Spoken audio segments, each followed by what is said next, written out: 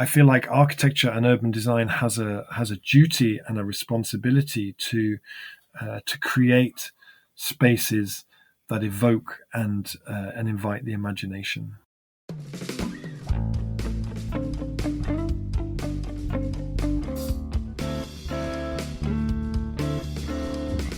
Welcome to the Green Urbanist, podcast for urbanists fighting climate change.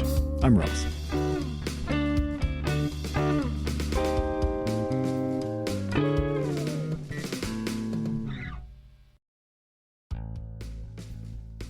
Hello everyone. Today's episode is a conversation with Rob Hopkins.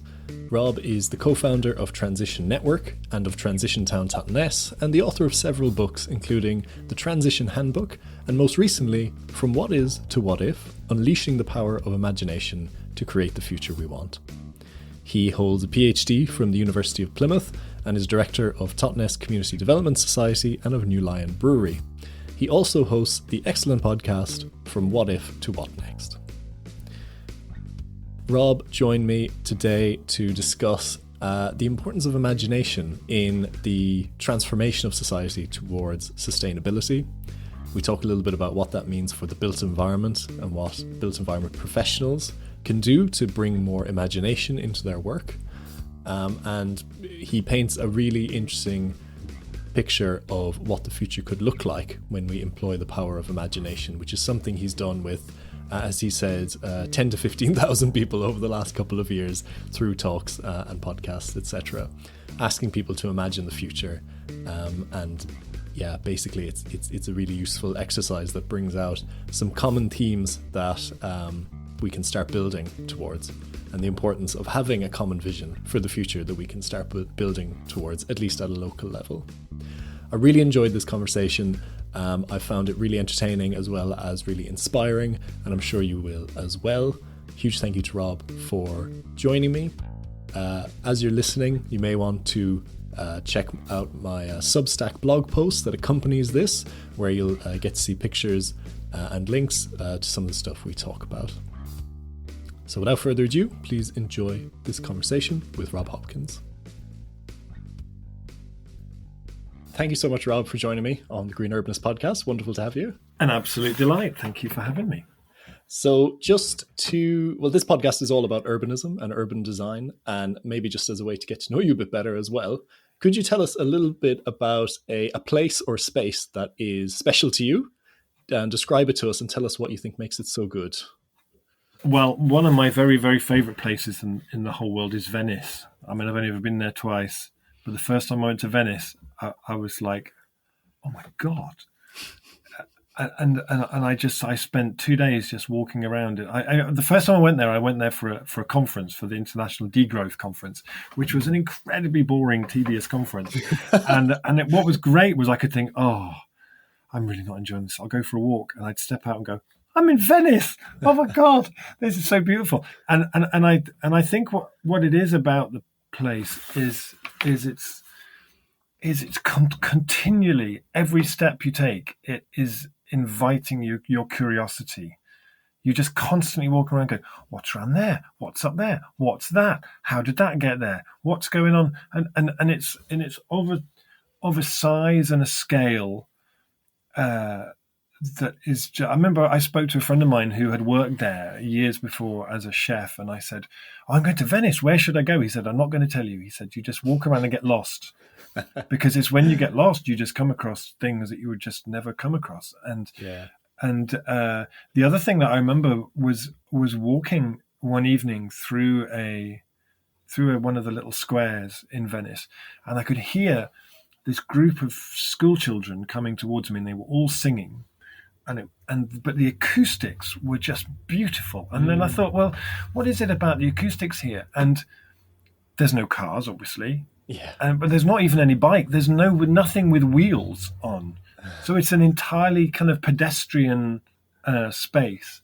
And then the other place that comes to mind is I was a few weeks ago, I went to Utrecht in Holland, because I'm doing this project which is called Field Recordings from the Future, which is about going to places that already sound like the future needs to sound like, and then making recordings of them, and then working with an amazing electronic music artist who turns them into music.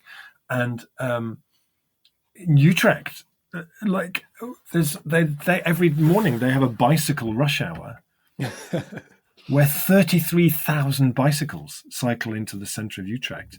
And in Holland, the Dutch government's approach is that they invest €500 million every year, €750 million every year in making cycling infrastructure, which in the UK means we'll paint a line on a street and give you something to lock your bike to. In Utrecht, it means an underground bike park that holds 12,500 bikes. Yeah, which is just one of several in the centre of Utrecht. And when you cycle, when you come into the centre of Utrecht, all the cities you come into in the UK, they have those signs that say where all the car parks are and digitally how many free spaces they are. They have that for bicycles. Oh, wow. And the beautiful thing is that they've figured out that if they spend €500 million every year on cycling infrastructure, it saves them €19 billion off the national health bill. And that's the kind of enlightened sort of economics that we need to be happening everywhere. The average person in the Netherlands lives 6 months longer than the European average and is healthy for longer. 54% of people have a bicycle, cycle regularly because the infrastructure is in place. It also helps this quite a bit flatter than parts of the UK. But even so, the amazing thing about it, when I was sat there watching the cycle rush hour, recording it, just sitting by the road for about half an hour while all these bikes go past you like this, is it's not even really cycling. The bikes are terrible. Nobody wears like Lycra or cycle helmets. You hear, I thought, well, I know I'm just going to be hearing recordings of bikes going past all the time. Actually, you hear groups of kids on their way to school having animated conversations with each other as they cycle with their friends. You hear people cycling in and at the same time they're having a conversation on their phone to their family back at home. You hear people who've got their headphones on while they're cycling and it's almost like karaoke, singing along really loudly because it doesn't really matter if anyone listens because they'll be gone in 2 seconds because you're on your bike. It's like a carnival or going past of sort of humanity getting from one place to another. It's just beautiful. So yeah, Utrecht is just like stepping into the future.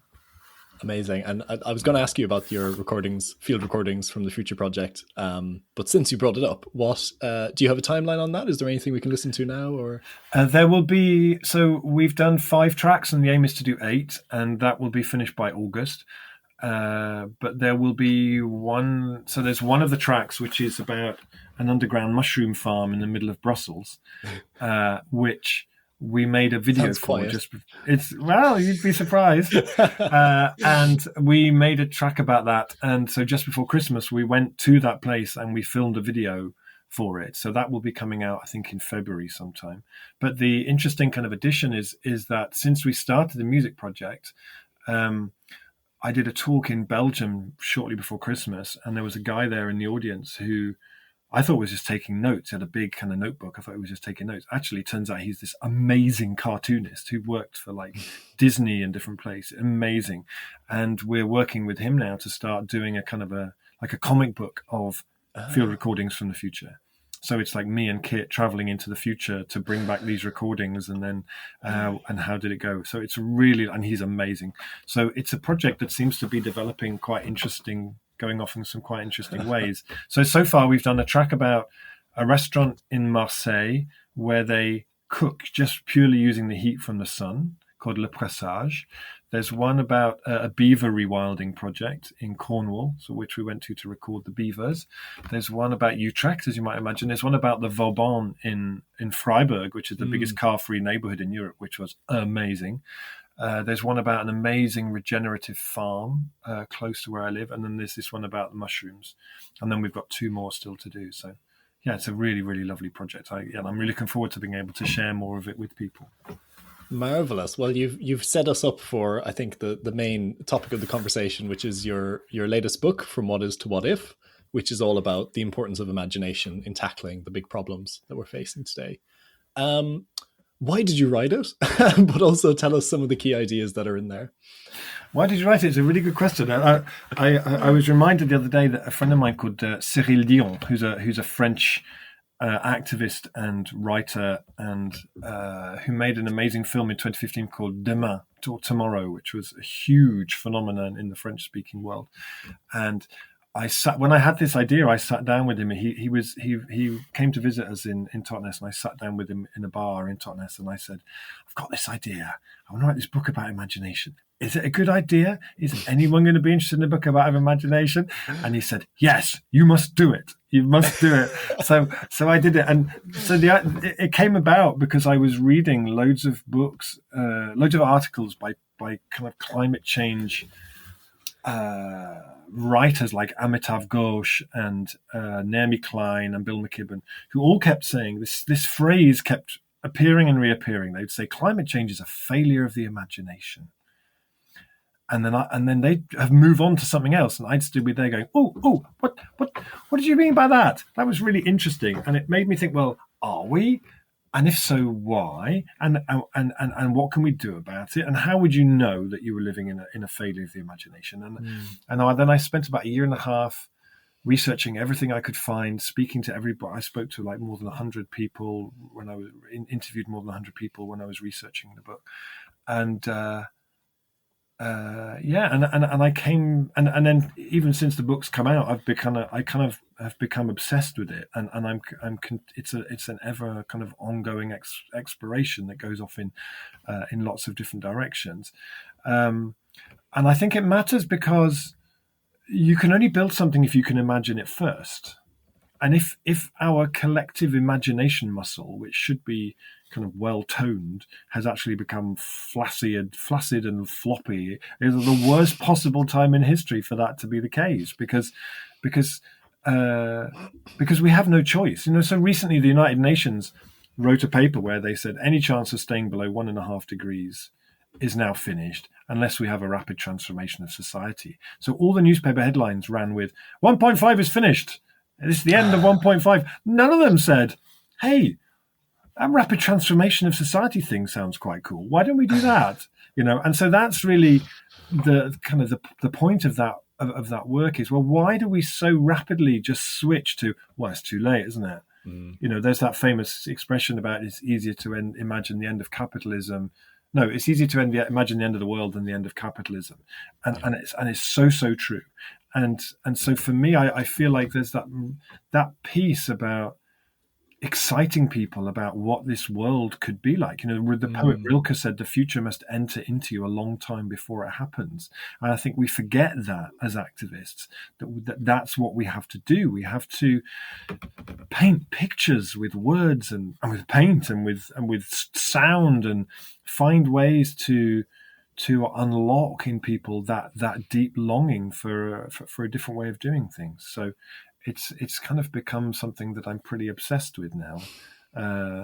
If we just talk about collapse and extinction all the time, it's not enough.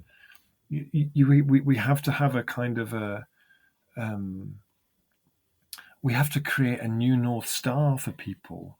We have to make it irresistible and delicious, and like, I want to be there. I don't want to miss out on that. A rapid transformation of society sounds amazing. It's not like it's working swimmingly at the moment as it is, but the problem is that often then the organizations who are responsible for that are just stuck in, well, we have to keep doing it like this because this is how we've always done it. And you see it in businesses, you see it in all kinds of different organizations.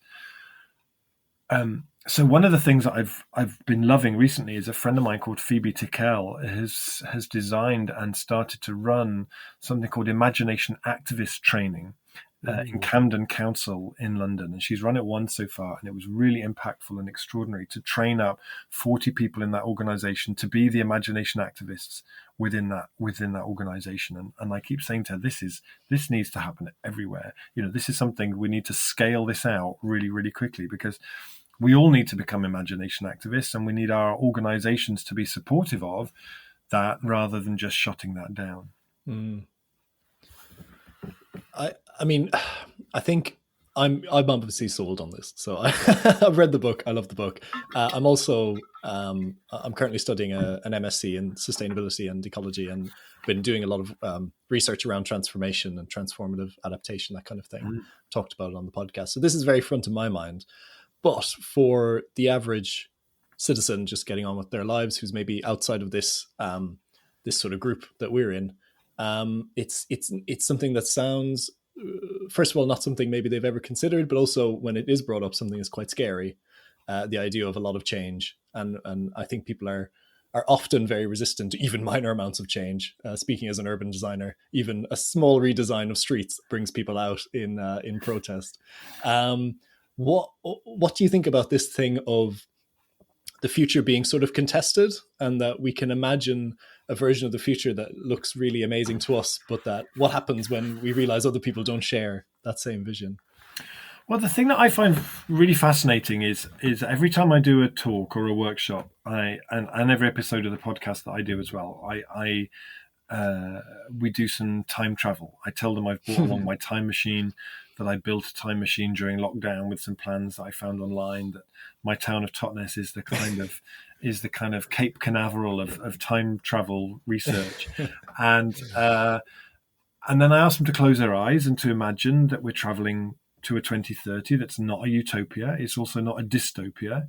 It's the result. It's the world that came about because we did everything that we could possibly have done. So it's kind of the future that you long for. And I've done that now with, must be, I don't know, more than 15,000 people or something like that over the last few years. And you might, well, we could say, well, it's kind of a bit self-selecting because it's people who would go and listen to Rob Hopkins giving a talk. Sure, yeah. But actually, they can be quite diverse kind of audiences sometimes, and we do that. And then I ask them we just sit for 2 minutes, and I ask them to take a walk in their imagination, kind of using all their senses. What does it smell like and sound like and feel like? And then to come back, and then we ask for people to share their reflections. What is fascinating to me is that they are almost always the same.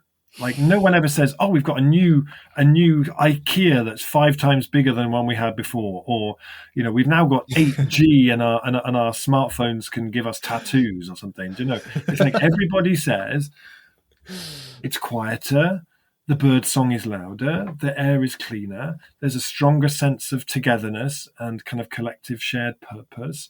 There's people's doing work that is more meaningful and more productive.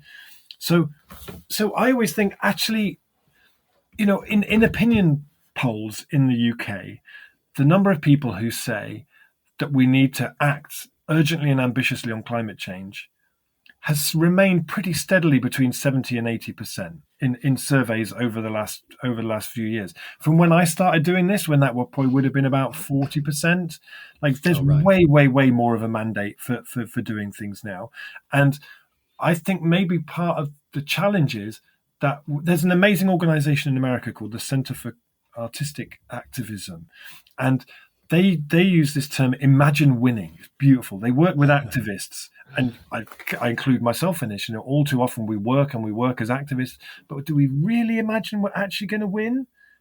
What would it actually feel like if the campaigns we did actually were going to be successful? And if we actually could really imagine that and believe that that was a possibility. Where was I going? I've forgotten where I was going now. I got to that we the visions of the future tend to be similar. Yeah. So why don't we start there and work backwards?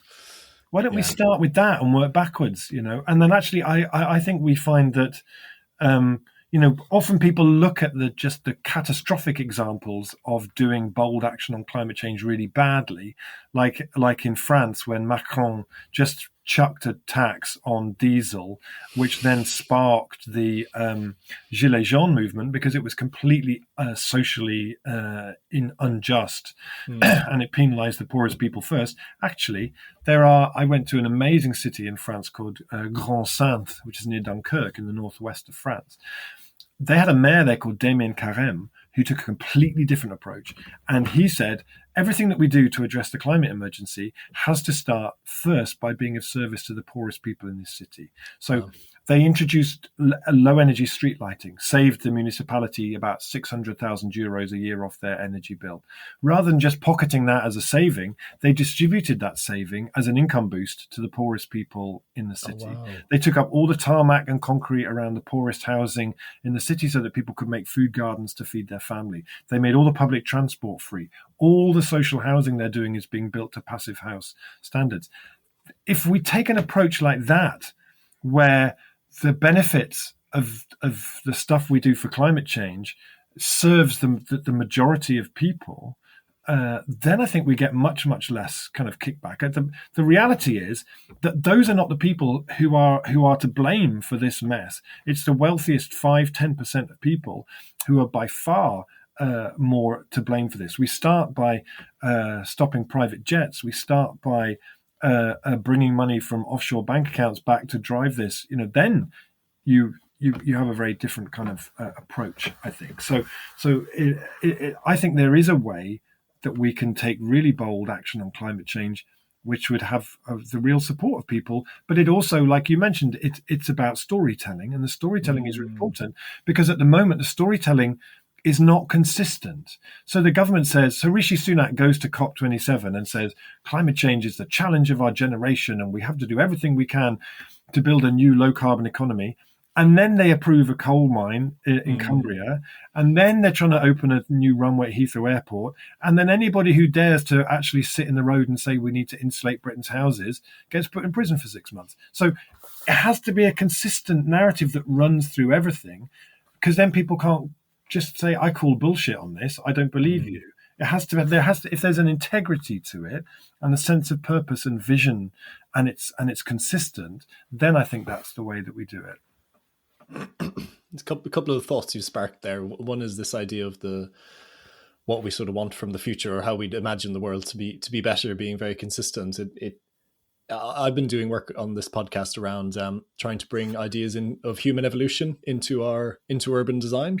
And this idea that actually, as if we treated ourselves as animals, which we are, we could come up with a set of design criteria as if we were designing a zoo for ourselves, which is essentially what cities are. They're a kind of human zoo that we design for ourselves. We've over the past 100 years, we've been very bad at designing that zoo. It's made us very unhealthy and locked us into these lifestyles that don't serve us. So there could be a sort of universal sort of, like a clean air is non-negotiable. No one can live a good life without clean air, for instance. And so it seems those sort of primal, basic human needs could be driving a lot of what that future looks like. And I hope it is, because it seems we've forgotten about those quite often. Yeah, I was really fascinated recently. I was speaking to a woman called Ruth Sapsed who works in Cambridge, and she runs something called Cambridge Curiosity and Imagination. They're an amazing organization, and they do work in schools and with kids about imagination and play. And they do beautiful things which are just about making a space for the kids to share their imaginative world with them. So it's not about trying to tell kids what to think, what to imagine. And she was telling me about how they've just started doing a project, working with a developer who is going to be developing quite a large part. Cambridge is a city that is just expanding insanely, and huge amount of growth in terms of houses. A lot of it pretty terrible, and so they're doing a project where working with the developer, working with kids, primary school kids, to say, what do you think it should be like? Mm-hmm. And so starting out from that place of, yes, there should be a forest there should be a rainforest, there should be a jungle in the middle, and then there should be swings through the thing, and then the buildings should be up so that you can come out of your house and walk across and actually, rather than going, come on, kids, we're just going to knock up some buildings. It's like, actually, let's start there. Wouldn't that be interesting? I'm I live in Totnes in Devon in the southwest, and a project that I've been involved with here for about 14 years, and it's a project that I'm kind of most committed to and most proud of, and which is currently in a big kind of battle with some very I won't, with a private landowner, let's say, is that we ran a consultation in this. It's an old milk factory that employed 160 people. It's on about 8 acres by the railway lane, by the river. We ran a consultation on that, where most developers they decide what they want to do, and the consultation is really like, what color should the fences be, like where should we put the letterbox. That it's not, there's nothing really up for negotiation in that. It's basically, that's how it is, and we did a consultation that started, and we said, genuinely, this is a blank slate. Everything is going off this site apart from a listed building that we have to find a use for. And we're going to design a process that will go through a series of iterations, and you will design this. Together, we will design this. And so for me, as a director and someone who really cared about it and put a lot of time into it, it was a really interesting process for me to realize, well, what I want here is 1/9,000th of a process. It's a town of 9,000 people. We ran a consultation that consulted more than 4,000 people. Oh, wow. For what should happen there. And all the professionals we were working with, the ecologists, the architect, the engineers, the transport people, their brief was, the community is your client. And you're going to be taking a lead from them. And we worked with this amazing company called Encounters Arts, who designed this fantastic process where the first round would say, so what are the principles we should be designing this on? Tell us. And then we would establish what the principles were. Then we would go back and say, kind of like this. And then we're thinking something like this. And then people would say, yeah, but a bit more like that. And with that. And we went through, because the route that we took to planning was one that required a referendum. So it gave us the opportunity to sort of iron out, well, what might people be objecting to? Yeah. Okay, well, how do we? But actually, I remember a woman came in there one day and she said to me, I'm just realizing this is the first time I feel like I've been genuinely consulted in my whole life. And isn't that tragic? And actually, the thing about when you do it like that is, firstly, it's so much more fun. It's an incredible process. Yes. And actually what you end up designing is so much richer because it reflects the needs of a community rather than the needs of the shareholders of that particular construction company. So I think the imagination requires us to make spaces for it which are truly open-ended, and that when we say anything can happen here, we really, really mean it. I think taking that and thinking about the audience of this podcast being largely people, we'll say, built environment professionals and students, people who are architects and planners, etc. How do you think they can start to bring imagination into their work to the benefit of places? There's a beautiful saying, which I'm just looking for now because I can't remember off the top of my head. The Institute for the Future in Palo Alto in America, they have a quote on the window by Jim Data, which says, any useful statement about the future should at first seem ridiculous. And I love it. And whenever I give talks, I always say to people, please be as ridiculous as you can. This is not a time, like any idea, any proposal that is put forward in 2023, at the time of the climate emergency, sorry, this heater's started going, that doesn't seem at least a bit ridiculous is almost certainly not ambitious enough. We've left this so late that the time when we could solve this through incremental changes is long behind us. So I would say, my favorite architects are people like Hundertwasser and Gaudi and people who were prepared to just build things that were extraordinary. How much more imaginative would we be coming into the climate emergency if we lived in cities that had been designed by Hundertwasser rather than cities that had been designed by just... Well, nobody, unfortunately. Nobody, by AI almost, It's like, I think it's like we need that human touch. We need buildings. I love in Christopher Alexander's book, A Pattern Language, which I think is one of the great works of genius in terms of architecture. He has that beautiful, one of the patterns in there is called something like building edge. That a building should have lots of surface areas so that you can interact with it. It should have bits you can sit on, bits you can lean against, bits you can look like. Going back to Venice, it's like those buildings, you can lean on them, you can sit on them, you can sleep or outside them if you like. You can go in a bit, you can be inside, half in, a little bit more in. It's like, and we need buildings that I was in Manchester recently, and there is a Premier Inn in the middle of Manchester, which is the most obnoxious building I've ever seen. It's just like it's like a grey lump that sort of sits there, and you're either in or you're out. There's nothing.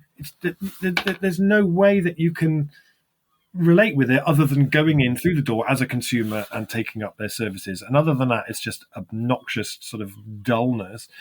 And Hundertwasser made these buildings that were, he said they should be like a village with the houses stacked on top of each other, with trees growing out of everywhere and different colors and different kinds of tiles. And when you go into like a Gaudi building, it's a similar kind of a thing.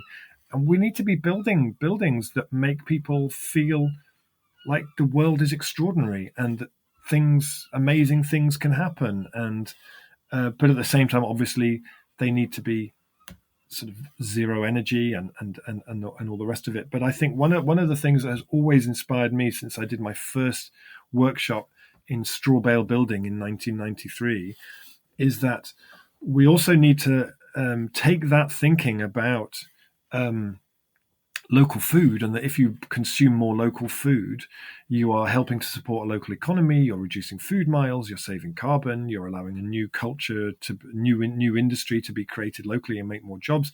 We need to be doing the same thing for construction and allow, I think, the materials that are available to us to much more lead the form and the shape of actually what we do.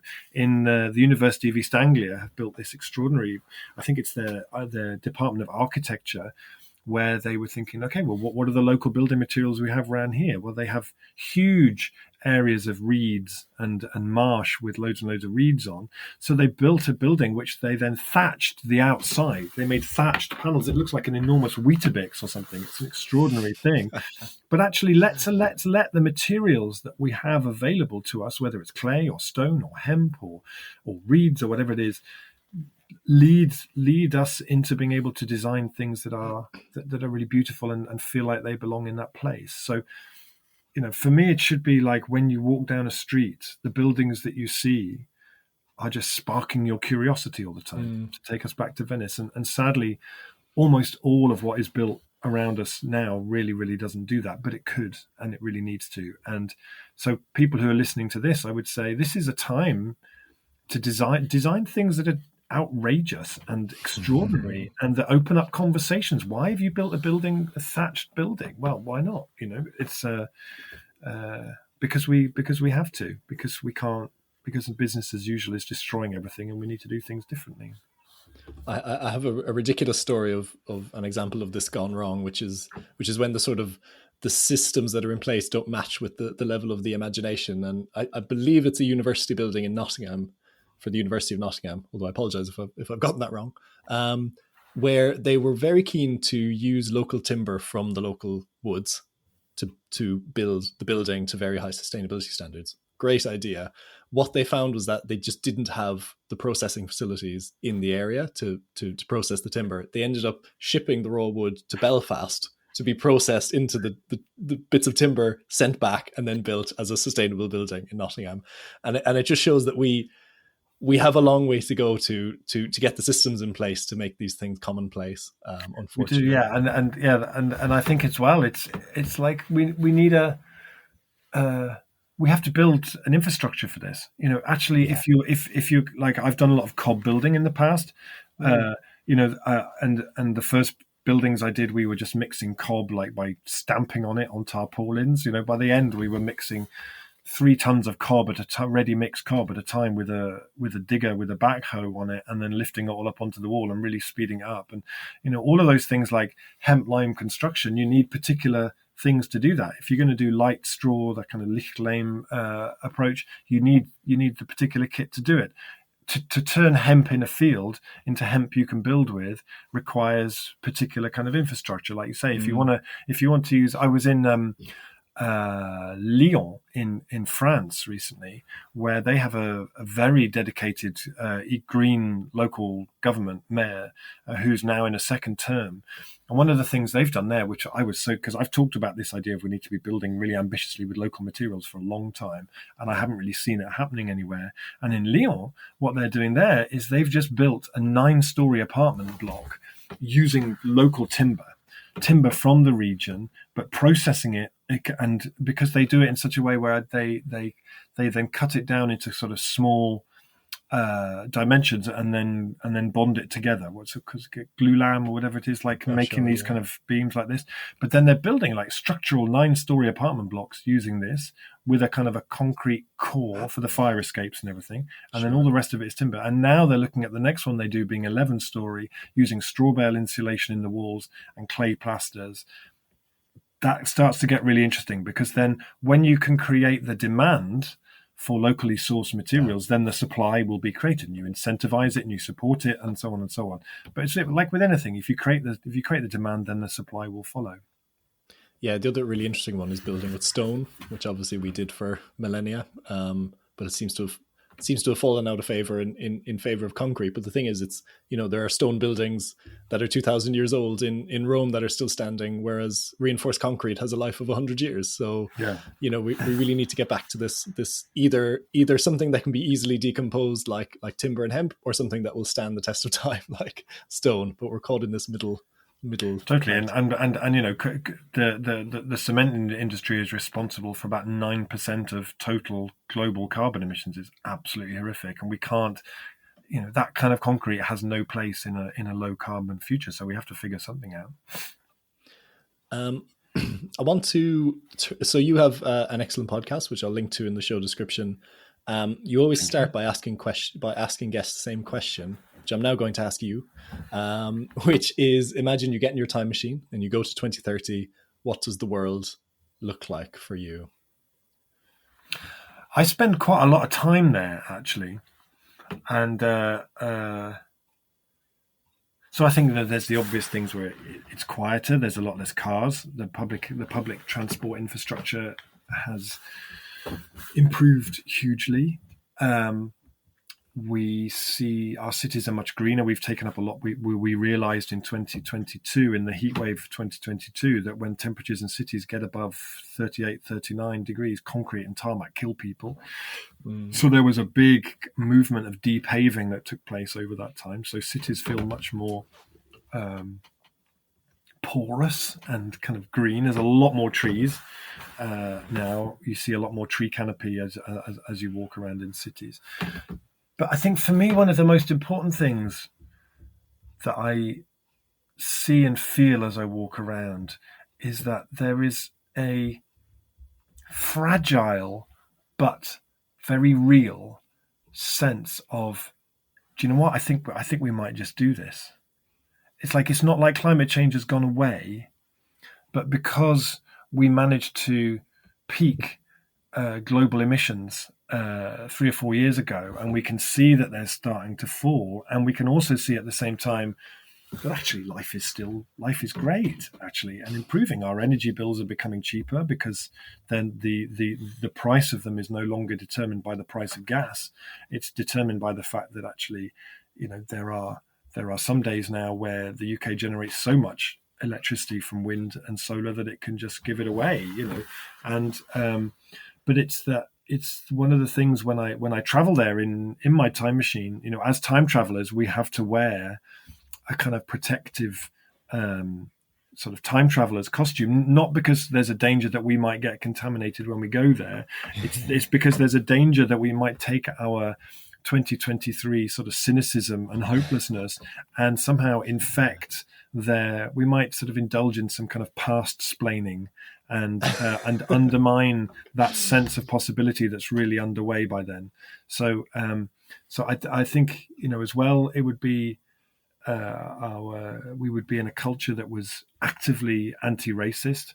There would not have been any people of color killed by the police for the last 6 or 7 years.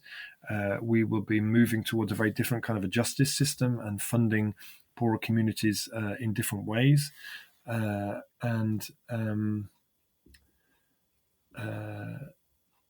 and we will have an economy which is much more designed around how do we keep money in a place rather than it just being sort of siphoned off.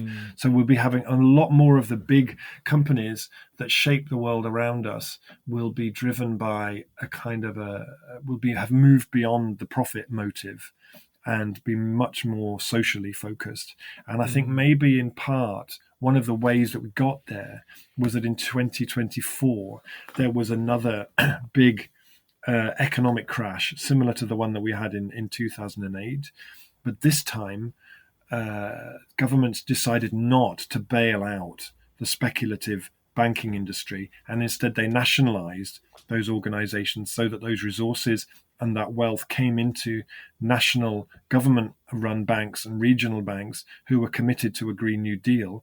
And then what you saw was a recognition that we can only really do this if we own stuff. So one of the things that I notice when I'm walking around, for example, in Manchester in 2030, is that all those big glass buildings in the center of the city, which used to be run by these ridiculous sort of hedge fund investment bank people who contributed nothing useful to anybody, was that those buildings are now in cooperative ownership and used by all kinds of different people to incubate new things. And so it's an economy that feels much more like it belongs to us, and it serves us and supports us.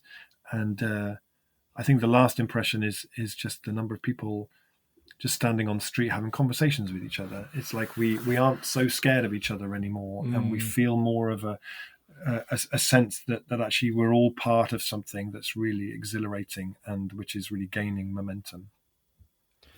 That was beautiful, thank you. It strikes me that a lot of the conversations around thinking of the future, they're very locally based visions, aren't they? There's not a lot in there about hyperglobalization or interconnectivity. It's more about being in this place and enjoying this place and having a local economy, local ownership, and things like that.